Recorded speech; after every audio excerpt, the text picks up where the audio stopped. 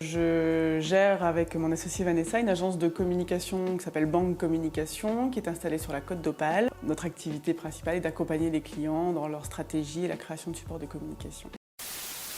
En fait, on a créé notre entreprise parce qu'on forcément on connaît bien notre métier, on ne connaissait pas l'entrepreneuriat.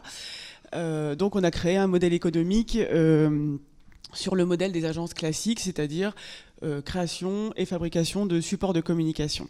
Je mets fabrication entre guillemets, puisqu'en fait, dernièrement, on s'est rendu compte à part la conception, on facturait essentiellement des produits que nous ne produisions pas, enfin des services et des produits que nous ne produisions pas. C'est-à-dire qu'en fait, on facturait des volumes d'impression, des surfaces d'enseigne, des hébergements de sites internet, alors que notre réel travail, l'analyse et l'audit du métier de nos clients, de leurs cibles, de leurs concurrents.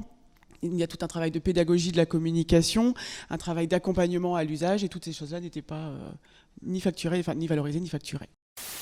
On était forcément dans un milieu qui est très concurrentiel et on était comparé justement sur cette petite partie, c'est-à-dire que pour toute une quantité de prestations et de services, on nous comparait sur le prix d'une carte de visite ou d'une plaquette, voire même avec des imprimeries en ligne low cost. Donc forcément, il y a un décalage qui est important.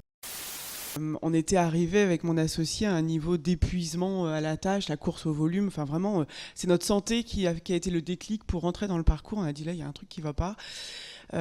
Surtout le jour où un de nos clients a comparé nos tarifs avec Vistaprint. Et là, on s'est dit, il y a un truc. On n'a pas dû bien expliquer notre métier.